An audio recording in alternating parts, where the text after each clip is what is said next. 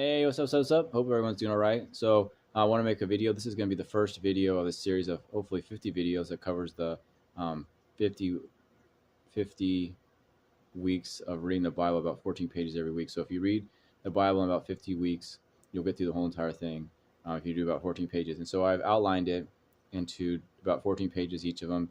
And I've already done this. I've gone through it, but I didn't start on the January 1st. I didn't actually do it through the year. And so January 1st, celebrate Christ Day. So the first day of the year, I think it would be a good day to celebrate Christ's birthday because time is switching between first and before and after Christ. So it would make sense that as the year zero, Christ's birthday would be on the first of at midnight on the first day of the year, or at least that's when we celebrated. And we know, or supposedly, we don't know when Christ was born, but if he was celebrated on the 25th that he was born, and I think on the 6th in Eastern Orthodox religion is when they celebrate. So sometime around that time, and so it makes a lot more sense to celebrate on the first. And so that could be when he was conceived. That could be when the angel came and told Mary that she was going to have a baby, and that Christ was going to be born onto her. Or it could be the day that he was born. But I feel like it's really important to celebrate reality, and time is switched between before and after Christ. So it should be on the first day is when we should celebrate Christ. So if you celebrate Christ Day on the first, January 1st, and then you go through the week, and then the next week, or the first, you skip the first week of whatever, half week it is. But if it's a full week and it ends up on Sunday, then I still think you would skip that first week, and you just skip either if it's a half week or a full week, and that way you can celebrate Christ Day if it was on Sunday just for that day.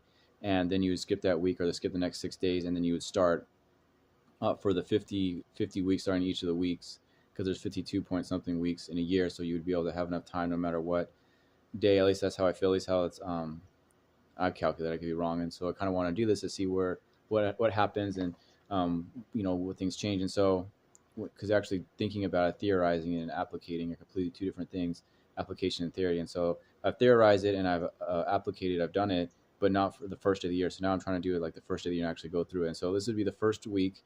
And so today is actually Friday. So today's Friday the 10th. And so tomorrow is the 11th. And so I'll celebrate Saturday on Sabbath. I think that Saturday should be like the Sabbath day. And so I have it. So Sunday's like the first day of the week.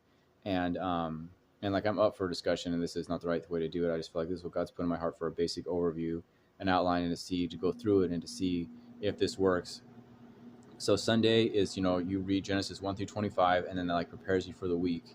And so then on Monday, there's different days, or there's different theory, or there's different themes for each day of the week. And so Genesis 1 through 25 would be like the first 14 pages. And if you split, like I said, in 50 weeks, this would be like the first 14 pages and the first week. And so Sunday, you read Genesis 1 through 25, which I either read on Saturday or Sunday. I read it prior to this week. And then Monday through Friday, today's Friday. And so Monday through Friday, I've gone through each of these themes. And so what I've done is I've separated into 5 major themes. And so the 5 major themes of this week is on Monday was creation. And so I thought about creation. I thought about, why did God create the world? Or at least that's what I'm thinking about now.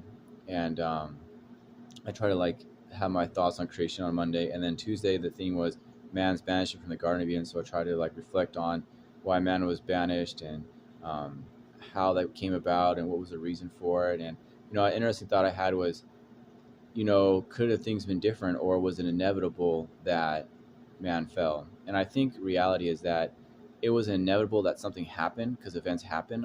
It might be inevitable that something would eventually happen, because I think that through the timeline, at least that we understand reality, events happen. And so it could have been, different. It could have been Eve ate the apple and Adam didn't. It could have been the devil or the serpent wasn't the one that tried to deceive Eve.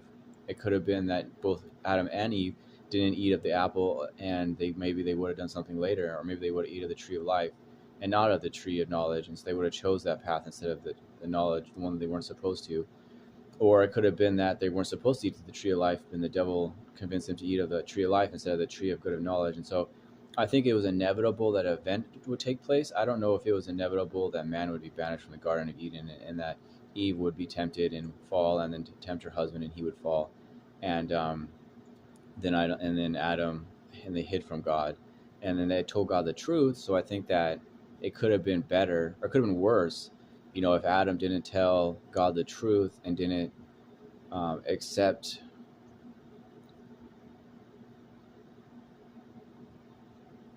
what he had done, then I think that we could have been in a worse situation. We might not be existing at all. So I think that it's true an event took place. I don't think that it was inevitable that something evil would happen. I think it was inevitable that something good would happen, or something would happen. I don't know if it was inevitable that something good was happening. So the evil that took place was obviously Eve eating and then convincing Adam, and Adam being convinced, and then also the devil convincing Eve. I think that's all those three events. Everyone was evil, but I think that, or I hope at least maybe at least man was honest and truthful, and so he is made in God's image, and so maybe he saved the situation more than he'd get credit for. So I do think it was inevitable that an event took place, but what the event would have been, I think, is up for debate. And so obviously mistakes were made. At least man is honest. So Wednesday was the flood, and the flood was obviously a pretty big event. And so I think about it, and a lot of times when I think about the flood, I think about, or just things in general, sometimes in the Bible, it's hard to know when you should think about it and have it in your thought as like a possibility, or when you should say it out loud as it being a possibility. And I think a lot of times when you think about things and you say it out loud, you're like, okay, well, maybe that doesn't really make sense. Or if you say it to someone else, then it has a different meaning. And I think it has a different meaning because there's a different type of responsibility. Because if you have a thought, I don't think you're as responsible as when you say something out loud. And then when you say something to someone else and you're communicating a message, I think that your level of responsibility differs and it grows. And so when you have a different level of responsibility, it feels differently, it hits differently, and you're just accountable more. And so you're like, okay, well, crap, I'm really going to be accountable for telling this to someone else. And so is this really what I think? And if it's, or is it really true, or is it worth saying? And if it's not, you have the ability to kind of, pull it back a little bit and be like, okay, well, no, this isn't truth at all. And so with the flood, I have some theories about it, but there's really no way to know kind of what happened in the flood. There's like no way to really know, at least not right now. And so I think that it doesn't, it's just, I don't want to go into different thoughts about it, but I do think about it.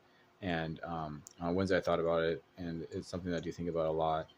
And, there's like, the Moors, the men of renown, a man that's had, saw the daughters of women, or the daughters of men are beautiful or whatever. And then they came and had kids with them, and then their kids were men of renown. And noted that happened after the flood. And obviously the flood is a pretty traumatic event. And so the question that comes to mind is how, or why did God allow this, or why did he do this? And there's lots of different theories and where your mind can go about that. But kind of just leave it at that, and just kind of leave it in my mind and leave it in my thoughts. And then, maybe one day I can talk to somebody about it. But right now, I don't know if it's really good to put it on here. And then Thursday is Abraham.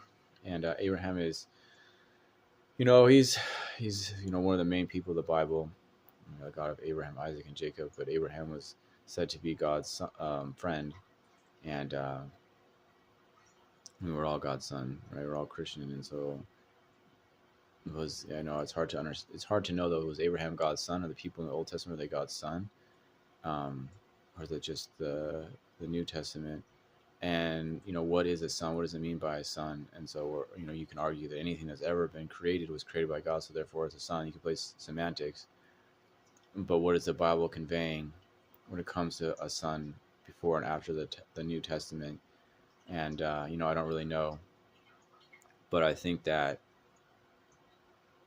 maybe there was more like a collectivism when it came to the Jewish people, and more an individualistic people when it comes to the Christianity. And so you have like this individualistic relationship or individualized relationship with God, and so you're like a son because this is like a different type of relationship than his children, which would be like the Jews. But it's like the same thing, but it's like different, and it's viewed differently, and there's different types of responsibilities, and there's different types of relationships that are involved. And I think that it'd be hard to really understand what it was like to be Jewish and to be in that type of society and that type of reality. And I don't know, I just think that'd just be really hard to understand and really comprehend. So, but I think about Abraham on Thursday, and then on Friday it was Isaac. And I think that the thing that's really interesting about Isaac is there's not really too much that's talked about with Isaac. And he's obviously in the Bible, and he's obviously an important role, an important character. But what he actually did is kind of kept from us. What his life is there's not too much detail. And Abraham and Jacob and all these people in the Bible lived for a long time, man. Elijah lived for a long time. So there's a lot of stuff that's not recorded in the Bible about what they did or what happened. But there's some like key moments, or there's some moments. I don't even know if they're key moments or just because the Bible is really long to get through.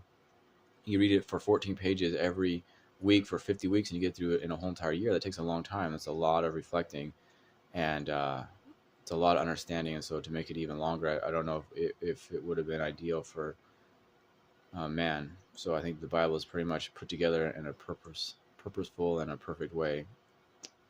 And so there's a reason there's not too much information that we see about Isaac, but it's obviously a lot that he did, or I feel like there's a lot that he did at any rate. So yeah, that's pretty much the first week. So Sunday, read Genesis 1 through 25. Monday, creation. Tuesday, man's banishment from the Garden of Eden. Wednesday, flood. Thursday, Abraham. And Friday, Isaac. And then so tomorrow is Sabbath day. And so I work tomorrow, but I post this video on Saturday. So every week that people will have it if they want to watch it. And kind of just going over the church calendar and just kind of going over how it works, and applicating or applying it, and not just theorizing it, and see how it comes about, and see how these different days interact with each other, and what works. And so I'm just trying to figure this out and trying to do what's correct. So I'm sorry again for the video quality. It's just on my phone. Eventually as time progresses, hopefully I can get better video quality and better audio and better just better instruments. And so I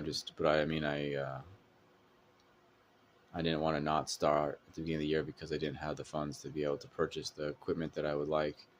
So I'm just going ahead and starting on my phone. And the other videos I did were in the studio at the library. And so I'm just trying different things too. And, maybe I'll just get a better phone, or, whatever God has in store for me. But anyway, I hope everyone's doing okay. And thanks for watching the video. God bless and happy truth seeking.